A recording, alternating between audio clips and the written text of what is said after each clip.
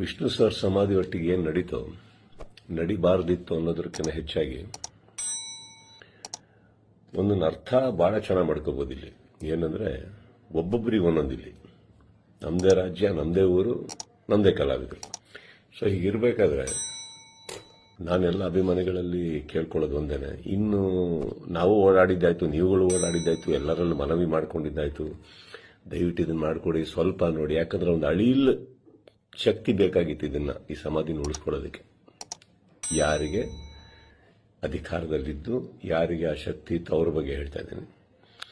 So ಅದು ಮಾಡಲಿಲ್ಲ ಅಂದಾಗ ಇನ್ನು ಅವ್ರನ್ನೆಲ್ಲ ವಿಷ್ಣು ಸರ್ನ ನಾವು ನೋಡಿ ಬೆಳ್ಕೊಂಡು ಬಂದಮೇಲೆ ಒಂದಂತೂ ನಾವು ಕಲೀಲೇಬೇಕಾಗಿರೋದು, ಇನ್ನು ಭಿಕ್ಷೆ ಮಾಡೋ ಅವಶ್ಯಕತೆ ಇಲ್ಲ, ಕೇಳ್ಕೊಳ್ಳೋ ಅವಶ್ಯಕತೆ ಇಲ್ಲ, ಕೇಳೋ ಅವಶ್ಯಕತೆನೇ ಇಲ್ಲ, ಮುಗ್ದೈತಲ್ಲ.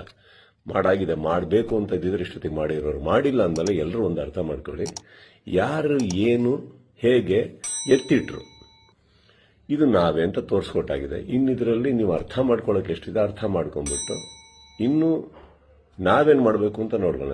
ಈಗ ಮೊನ್ನೆ ನಾವು ವಿವೇಕಪುತ್ರ ಶ್ರೀನಿವಾಸ್ ಅವ್ರ ಥರನೂ ಮಾತಾಡ್ತಾ ಇದ್ದೆ. ಅವರು ಒಂದಿಷ್ಟು ಯೋಜನೆಗಳು ಹಾಕೊಂಡಿದ್ದಾರೆ, ಆದಷ್ಟು ದೊಡ್ಡ ಒಂದು ಪ್ರತಿಮೆ ಕಟ್ಟಬೇಕು ಅಂತ ಇದ್ದಾರೆ.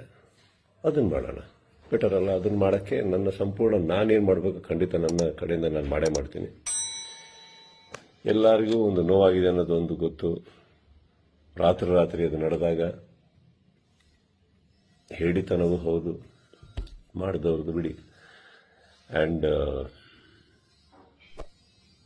ನೋವಾಗುತ್ತೆ, ಬಿಟ್ಟಾಕಿ, ಈಗೇನು ಪ್ರಾಬ್ಲಮ್ ಇಲ್ಲ. 10 ನಿಮಿಷ ಕಣ್ಣೀರು ಹಾಕಬೇಕು, 11 ನಿಮಿಷ ನಾವೇನು ಮಾಡಬೇಕು ಅಂತ ಯೋಚನೆ ಮಾಡಿ ಮುಂದೆ ಹೋಗೋದು ನನ್ನ ಅಭ್ಯಾಸ. ನೀವೆಲ್ಲರೂ ಅದೇ ಮಾಡ್ತೀರಾ ಅಂದ್ಕೊಂಡಿದ್ದೀನಿ. ಕೈ ಚಾಚಿದ್ದು ಸಾಕು, ಇನ್ನೇನು ಮಾಡಬೇಕು ನಾವು ಮಾಡೋಣ. ಜೈ ವಿಷ್ಣು ಸರ್.